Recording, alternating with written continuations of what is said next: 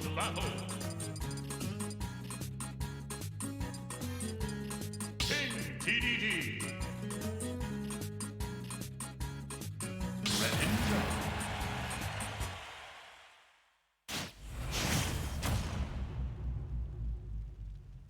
Three, two, one, go!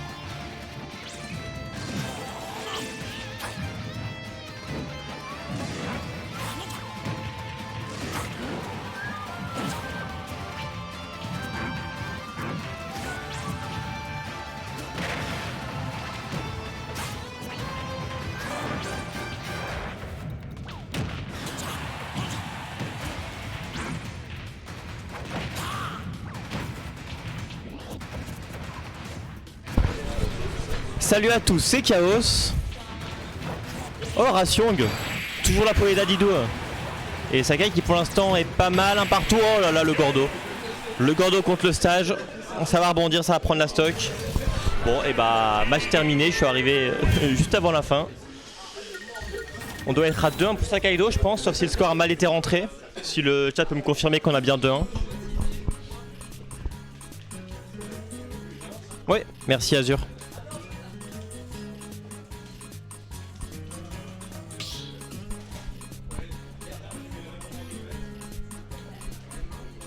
Start the battle.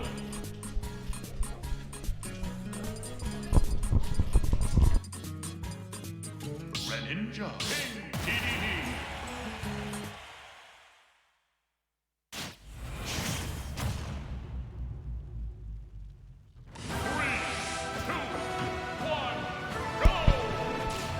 Et donc on part sur destination finale pour la game 4.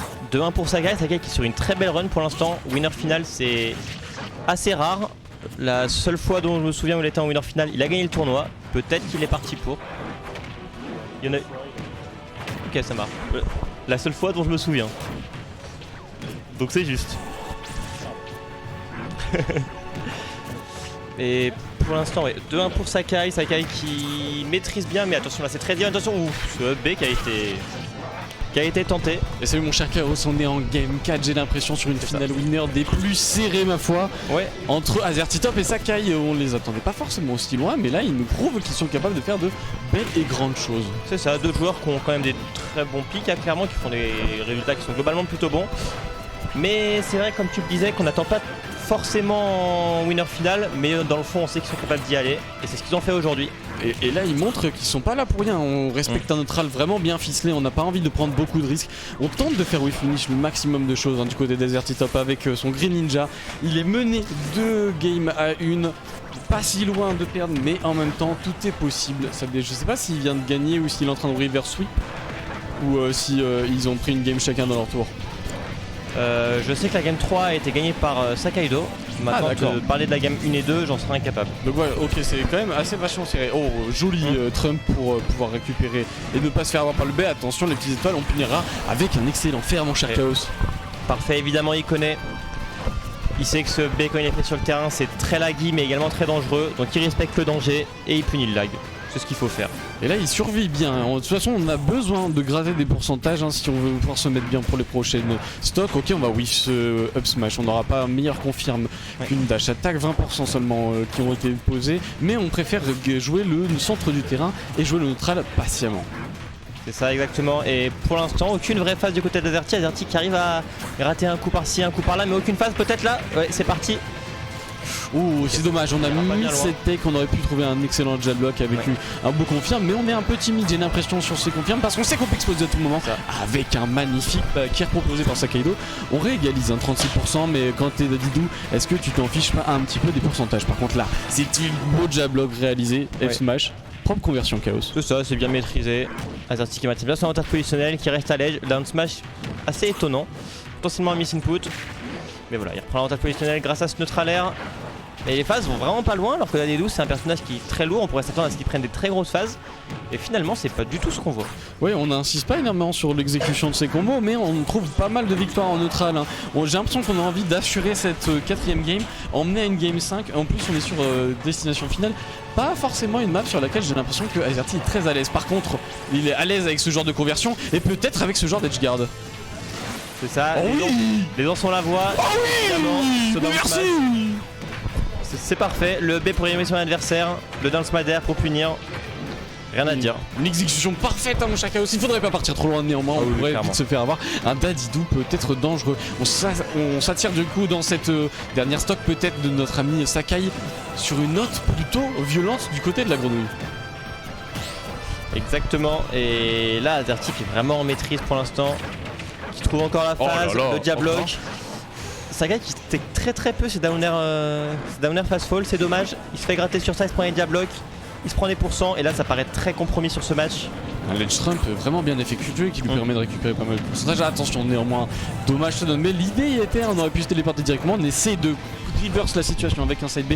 On joue pour le centre du terrain du côté des deux joueurs. Et ce sera grâce à un petit fer qu'on s'imposera, qu'on mettra notre bonne Azertitop dans une situation vraiment précaire et on ira chercher cette stock avec un EPR. Exactement. Et non, pas beaucoup de pourcents grattés quand même du côté de Sakai sur cette première stock. Et finalement ça arrive off stage. Encore ce trump si efficace mon cher Chaos. On a peut-être plus beaucoup de sauts. On a ce EB. On peut revenir. Heureusement on aura un petit peu d'armure. Ce qui nous permettra d'éviter de se faire envoyer par cette eau. Cette eau qui peut être vraiment dangereuse. Ce qui est dangereux aussi c'est également ce back qui aurait pu être trouvé Sakai. Et on va être obligé d'être un petit peu inventif. Un petit peu peut-être agressif. Et dicter un jeu un peu plus en sa faveur. Parce que là on subit vraiment la pression des rebuts. Exactement. De toute façon on sait que Dadidou c'est un personnage qui peut survivre énormément. Mais à 156% tout est dangereux. Attention, pas overextend non plus trop, hein, parce que là ça peut être dangereux. On pourrait tuer sur un fermé. Green Ninja, ça aime pas trop ce genre de situation un petit peu brouillée, parce qu'au final, qu'est-ce que c'est à part de la rage, à part des coups qui peuvent faire beaucoup plus mal, envoyer beaucoup plus loin. C'est ça exactement, et aucune stock trouvée pour l'instant. Azerty qui est en maîtrise positionnelle, mais qui va pas forcément aller plus loin, qui va se faire reverse. Et là, c'est dommage qu'il avait plus de stock d'avant. Bien joué. Ok. Il arrive quand même à sauver l'honneur, à récupérer la game. En soi c'était très bien vu, hein. Tu l'as vu, hein, Chaos, il a bien patienté. J'avais l'impression qu'il jouait en se disant écoute, je dois pas louper cette game. Donc on va tourner autour du fait que j'arrive pas à tuer tout de suite, mais les pourcentages, tant que je gagne des situations neutrales, on peut pousser l'avantage petit à petit jusqu'à trouver un kill très patiemment. Bien joué, on va s'embarquer du coup pour une magnifique game 5 les amis, dans cette finale winner. Une place en grande finale mon cher Chaos. Exactement. Qu'est-ce que tu pronostiques, dis-moi? Et bah... Vu ce que j'ai vu de Sakai sur la game 4 avec son comeback sur la fin de la game et le fait qu'il a gagné la game 3, je pense que Sakai il sait ce qu'il a à faire. Il a peut-être pas forcément fait ce qu'il avait à faire sur le début de la game. Il a raté pas mal de tech, donc je pronostique une petite victoire de Sakai sur cette game 5. Après, peut-être un très bon choix hein, du coup ce destination finale. Là on part sur Small Battlefield. Qu'est-ce que t'en penses honnêtement? Moi je pense que ça peut être compliqué hein, à gérer un Dadidou qui se cache sous une plateforme. Je suis d'accord, et d'autant plus qu'on sait que le Small Ninja qui est utile pour beaucoup de kills confirme, bah finalement il connecte pas si bien, et Small Battlefield c'est un des terrains où il connecte moins bien. Ah ça, une interaction qui peut être très intéressante. Ça peut vraiment bloquer certaines phases hein, de Azerty, devoir changer de game plan. Néanmoins, on a quand même un jeu plutôt bien adapté pour le genre plateforme. Et là par contre c'est des phases d'avantage petites mais efficaces, comme on le disait depuis tout à l'heure, qui s'enchaînent pour Green Ninja. Ouais, mais comme depuis tout à l'heure en fait, finalement on a des phases, mais c'est pas des grandes phases, ce qui va me faire mentir, pas du tout. Il s'est enflammé gros. Il s'est enflammé là un peu. Sakai. Là il a bourré un petit peu des smash par-ci par-là, il a fait un saut dans la zone rouge, tout ce qu'il fallait pas, mais ça a bien fonctionné quand même. Enfin, après il s'est pas fait punir donc c'est ça. Mais ça peut montrer un petit aveu de peur on va dire. Quoique je n'ai pas l'impression en fait. J'ai l'impression que c'est un aveu de meurtrier hein. C'est ça, de meurtrier certes, mais il a 25% de retard, donc il va falloir remonter. Évidemment c'est Dadidou, on connaît, ça meurt tard, ça tue vite. J'ai l'impression qu'on galère depuis tout à l'heure de sortir de ce ledge trap. Azerty qui est complètement en contrôle de la situation. Il préfère reculer, hein, on veut pas se faire avoir. Mais est-ce qu'on n'aurait pas reculé trop bas? Au final, non, parce qu'on garde le centre du terrain. Et là, c'est très très fort ce qu'il fait Azerty, c'est qu'il empêche toute interaction quand c'est pas lui qui dicte le jeu en fait. Exactement, et pour l'instant, c'est vrai qu'il trouve pas de solution, qui en plus va peut-être se mettre en difficulté. Pas de down smash, heureusement. Je sais pas s'il estimait ne pas avoir le temps ou il pensait que ça allait pas toucher. Ça joue si bien, on respecte tellement bien les options des deux côtés, c'est vraiment impressionnant hein. C'est ça. Les phases d'avantage sont longues, mais en fait c'est que d'un côté Sakaido arrive à bien tourner autour des options de kill de son adversaire, et en même temps Azerty ne bourre pas, il fait attention, il va pas prendre trop de risques, et donc ça fait qu'Azerty met des petits coups, mais va pas forcément réussir à prendre un stock, et malheureusement. Bien vu ça, Water Shenanigan les amis. On s'en sort très très bien du côté d'Azerty, ça met vraiment en confiance hein, dans cette début de game 5, ça va être très important le mental dans ce genre de situation pour aller jusqu'en grande finale. On a quand même un peu de pression, mais par contre ce qui n'empêche pas c'est de réussir ces belles phases d'avantage qui lui ont valu d'aller si loin dans ce tournoi. 42% déjà retrouvés. Ouais, 42%, 63%. Et là il faut vite trouver la stock du côté de Sakaido parce qu'on se fait gratter, on se prend un backer, on n'est pas loin de mourir sur le backer. Oh là là, Ok, on était trop loin pour réagir, c'est dommage. Mais on est encore en situation qui fait marcher Azerty sur cette game. Le ledge trap à un moment où j'ai l'impression qu'il excelle sur ce début de game. C'est ça, Azerty qui est vraiment en maîtrise dans cette situation-là de ledge trap. Il va pas prendre la stock certes, mais il va quand même gratter beaucoup de pourcents. Oh là là là là. Tout est possible. Tout est possible. On va chercher peut-être un simple jab pour gratter des pourcentages. On a envie de continuer de creuser cet écart, mon cher Chaos. On a envie de gratter petit à petit. Par contre, ça va pas gratter. Ça va t'arracher la tête. C'est ça, on a envie, mais pour réussir à le faire, faut pas rentrer dans les queues de son adversaire. Et c'est exactement ce qu'il a fait malheureusement. Mais c'est possible.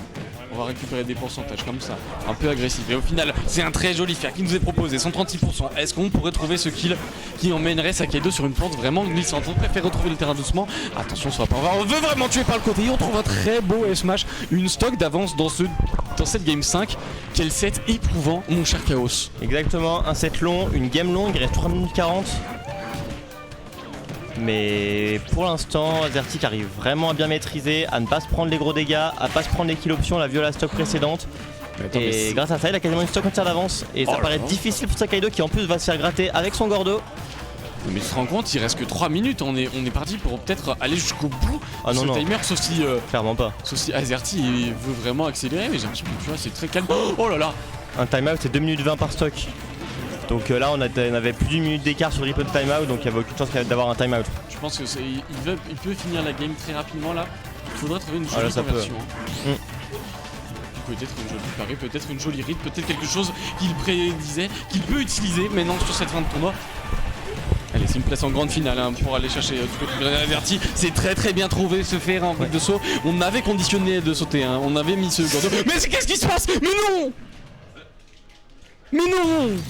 Ce buffer neutral B malheureusement. Mais pas comme ça!